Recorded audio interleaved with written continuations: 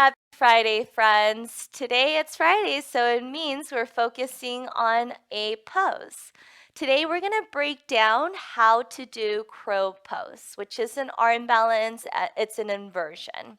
So before you try your crow pose, the best thing to do is do a lot of core exercises because it is a lot of core. Also some wrist stretches because you are going to get into a lot of flexion in your wrist, and it's going to target strengthening through your arms, shoulders, and all your back muscles. So a lot going on. And it's all about the focus too, since it requires balancing. So first I'm going to show you the crow pose and kind of break it down for you. So in your crow pose, and then after I'll show you some modifications to do using your blocks and such. Okay, so crow pose is usually a pose that probably a beginner's arm balance pose, as we like to say it. So this is the first inversion that most of you guys will probably start off with.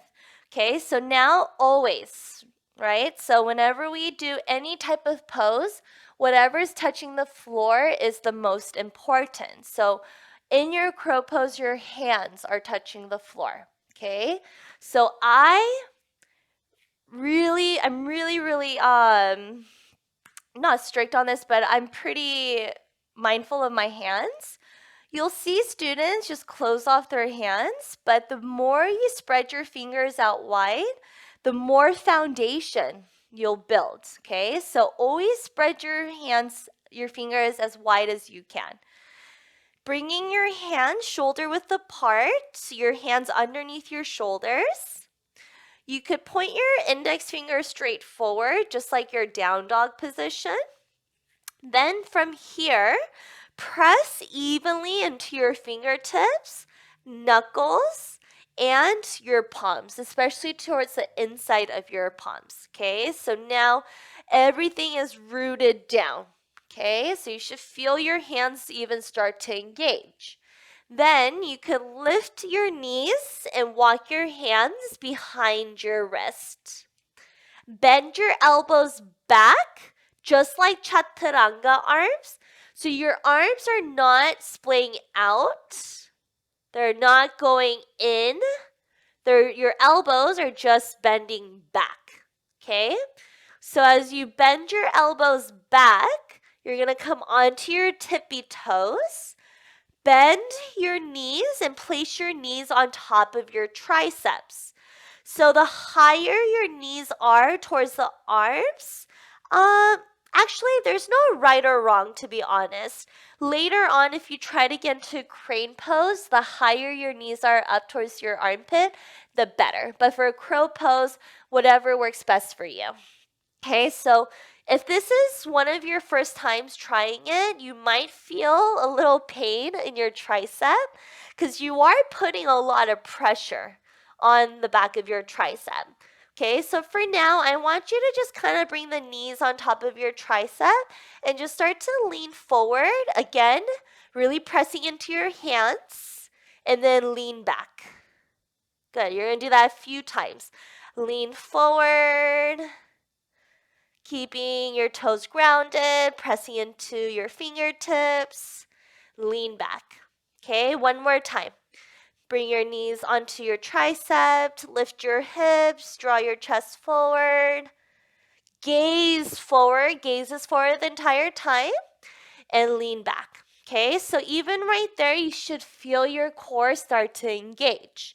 Now I'm going to go straight into it and I'll show you what's going to help you a lot afterwards. Okay, so as I bring my knees on top of my tricep, keeping my elbows bent, pressing into my fingertips, I'm just going to hover one leg at a time and lift the other foot. Try to bring your big toes to touch. Now from here, focus on protracting your shoulder blades by rounding the upper back. Focus on lifting your chest far away from your thumbs.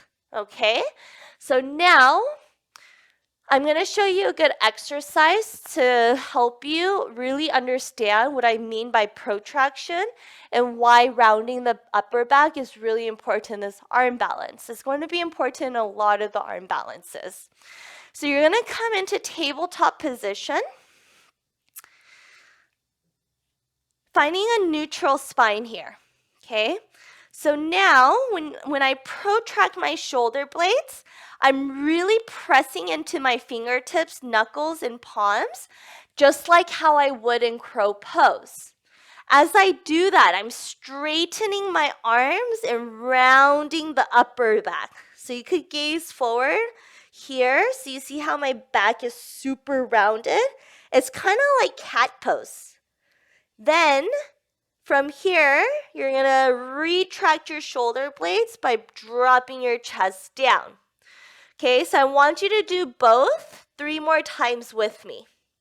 You're going to push your hands into the floor, straighten your arms without locking your elbows.